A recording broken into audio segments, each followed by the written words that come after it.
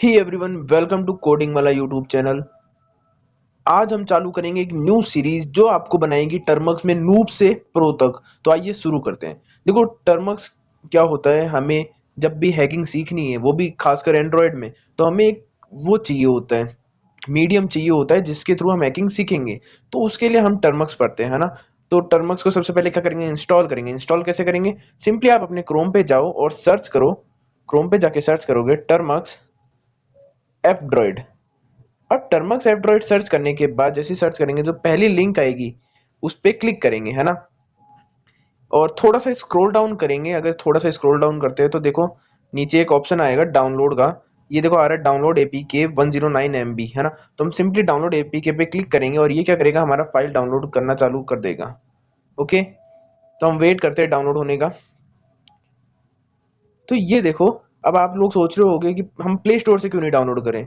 क्योंकि हम play store से इसलिए डाउनलोड नहीं करें क्योंकि प्ले स्टोर में ओल्डर वर्जन है ना।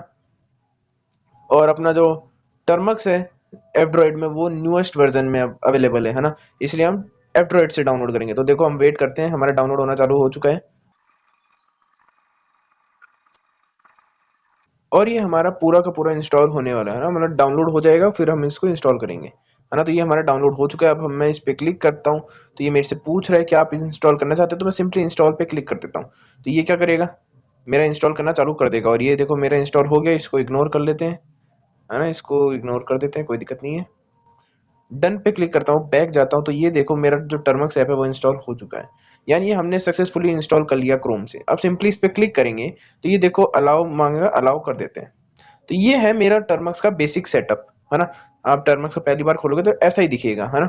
तो अब जानते हैं कि हमने टर्मक्स को तो इंस्टॉल कर लिया। अब टर्मक्स की कुछ कमांड्स जानेंगे, है ना। कमांड से पहले कुछ चीजें हम डाउनलोड भी करेंगे, है ना। तो पहली कमांड जो डालनी है वो है पीकेजी अपडेट।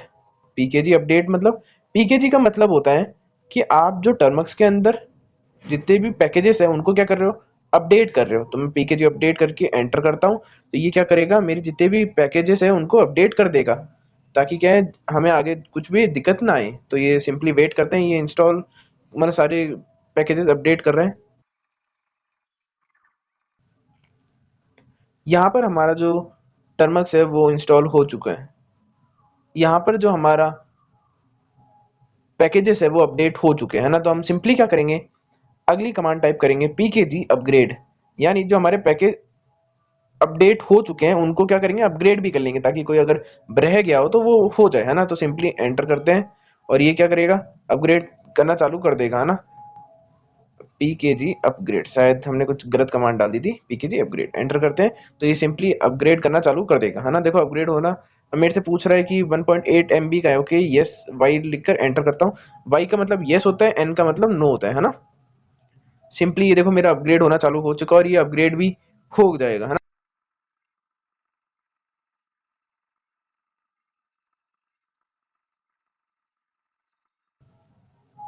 अभी हमसे देखो क्या पूछ रहा है कि आपको open S S L dot C N F करना है या नहीं करना है। हम सिंपली जो डिफॉल्ट में एन दे रखा है सिंपली एन लिखकर एंटर करेंगे।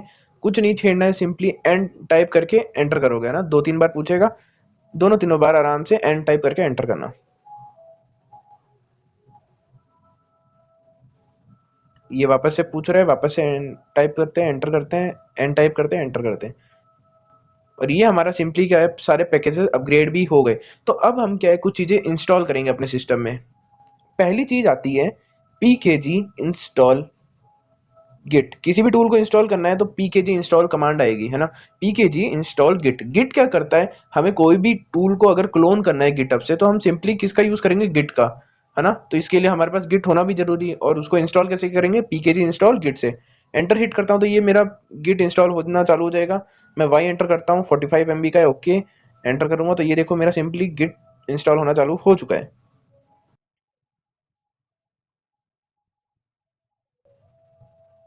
और यहाँ पे मेरा सिंपली जो गिट है वो इंस्टॉल हो चुका है। दूसरी चीज जो हम इंस्टॉल करेंगे वो यूज करेंगे हम पीकेजी इंस्टॉल पाइथन, है ना। पाइथन का इंस्टॉल करना बहुत इंपॉर्टेंट है। क्यों इंपॉर्टेंट है, क्योंकि जो हम टूल्स क्लोन करेंगे गिटहब से, कुछ टूल होंगे जो पाइथन पर वर्क करते हैं ना। तो उसके लिए पाइथन का होना भी जरूरी है ताकि वो रन कर सके, एग्जीक्यूट कर सके। तो इसके लिए हम पाइथन इंस्टॉल करेंगे। मैं पाइथन के सारे वर्जन इंस्टॉल कर लेता हूँ, पाइथन 2 भी स्पेस पाइथन 3। तीनों इंस्टॉल कर लेते हैं, एंटर करते हैं, वाई एंटर करते हैं, 667 MB का है, ठीक है।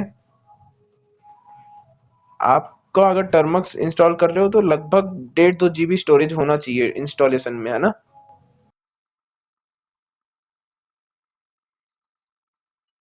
और हमारा यहाँ पे जो पाइथन है वो भी इंस्टॉल होने वाला है ना, लगभग हो चुका है। उसके बाद हम क्या इंस्टॉल करेंगे, PHP। ओके, अब सिंपली क्या करते हैं, PHP को इंस्टॉल कर लेते हैं ना। तो क्या करेंगे, pkg इंस्टॉल PHP, एंटर करते हैं और ये इंस्टॉल करना चालू कर देगा ना। 75 MB का, ओके यस दबा के एंटर करते हैं।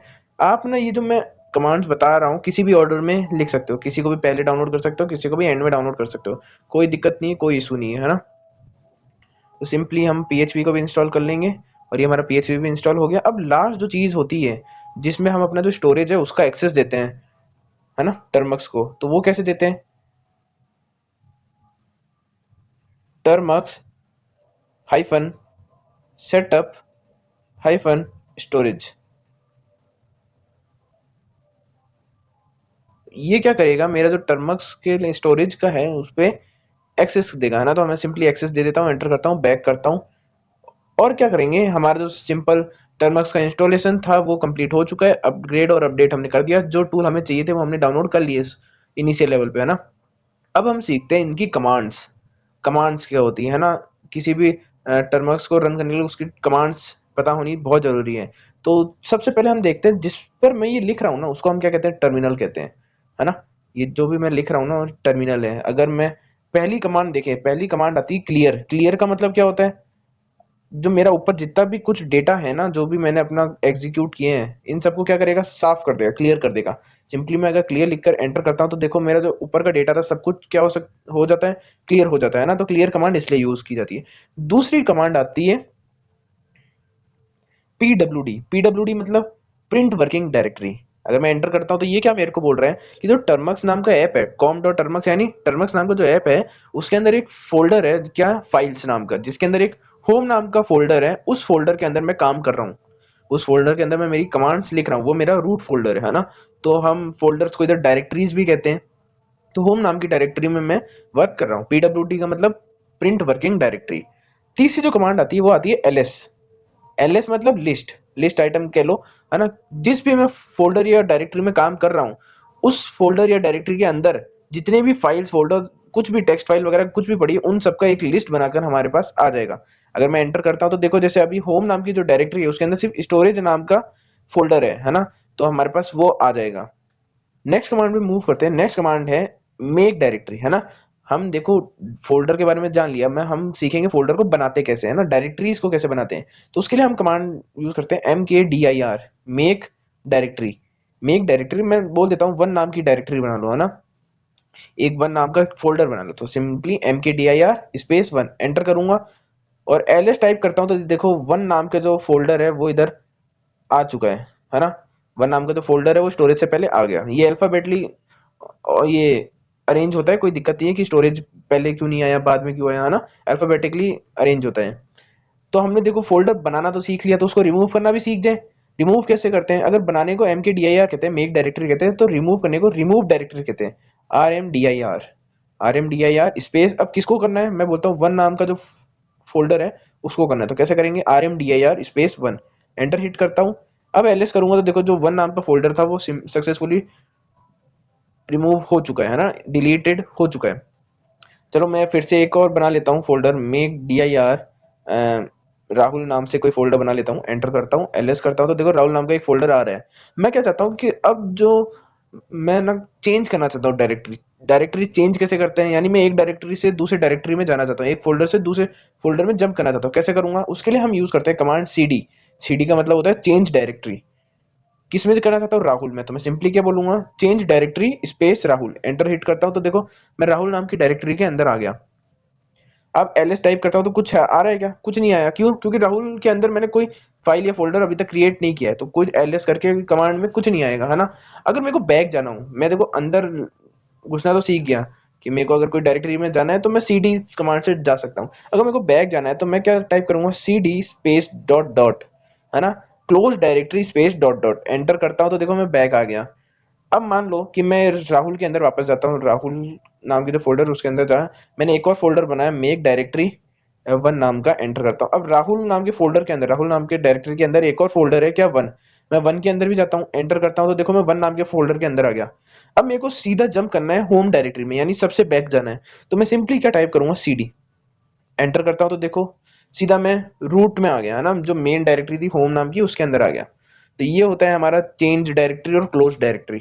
यहाँ तक समझ गए? मैं क्लियर कर देता हूँ। तो वह देखो हमारा क्लियर हो गया जितना भी डेटा था। एलएस करता हूँ तो देखो दो नाम, दो चीजें हमने। अब फोल्डर बनाना तो सीख लिया, तो हम क्या सीखेंगे अब, टेक्स्ट फाइल बनाना। टेक्स्ट फाइल कैसे बनाते हैं, उसके लिए हम कमांड यूज करते हैं, टच कमांड, TOUCH। और कोई भी फाइल नाम रख देते हैं, जैसे मैं बोल देता हूँ Rahul dot T x T. अब TXT क्या एक्सटेंशन है कि मैं टेक्स्ट फाइल बना रहा हूँ, है ना। तो मैंने एक फाइल क्रिएट की किस कमांड से, टच कमांड से, touch Rahul dot TXT, enter करता हूँ। एलएस करूंगा तो देखो राहुल डॉट TXT नाम से एक टेक्स्ट फाइल बन चुकी है ना। अब इस टेक्स्ट फाइल को मेरे को एडिट भी करना है, कुछ लिखना भी तो है, कैसे लिखेंगे हम, उसके लिए हम जो कमांड यूज करते हैं, नैनो कमांड का यूज करते हैं। नैनो क्या है, एक टेक्स्ट एडिटर है जो हमें टर्मक्स में एबिलिटी देता है, ताकि हम क्या कर सके, लिख सके, है ना, एडिट कर सके उस TXT फाइल को। कैसे एडिट करेंगे, nano space Rahul dot TXT, simply enter करूंगा तो ये देखो एक नैनो एडिटर खुल गया, जिसके अंदर मैं कुछ भी लिख सकता हूँ। जैसे मैं एडिट करता हूँ कि welcome to my YouTube channel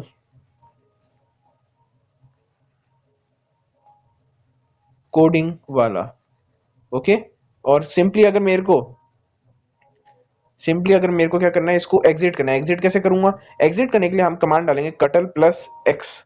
और ये क्या मेरे को पूछा है कि सेव करना है क्या मॉडिफाइड बफर, तो मैं वाई टाइप करके एंटर कर दूंगा। ये क्या होगा, मेरा जो राहुल डॉट TXT था उसमें जो भी मैंने लिखा वो क्या हो गया, सेव हो गया। अब अगर मेरे को चेक करना हो, अगर मेरे को पढ़ना हो कि क्या लिखा है, तो मैं सिंपली क्या लिखूंगा, उसके लिए मैं यूज करता हूँ कैट कमांड का। क्या यूज करता हूँ, कैट कमांड। कैट कमांड क्या करती है, किसी भी फाइल को रीड करके हमें देती है कि उसके अंदर का कंटेंट क्या है। मैं बोलता हूँ कैट करो किसको, राहुल डॉट TXT को, राहुल नाम की जो फाइल है उसको देखो कि उसके अंदर क्या कंटेंट है। एंटर करता हूँ तो देखो ये चीज मैंने लिखी थी, वेलकम टू कोडिंग वाला, ये चीज लिखी थी मैंने, तो ये लिखकर आ गया। तो ये कुछ बेसिक्स कमांड होती है जो क्या करती है, हमें यूज आते हैं जब भी हम टर्मक्स का यूज करते हैं। तो आज के लिए इतना ही। अगर पसंद आया तो लाइक जरूर कर देना, और उन लोगों को शेयर करना जो टर्मक्स और नई नई चीजें सीखने में इंटरेस्टेड हो। धन्यवाद।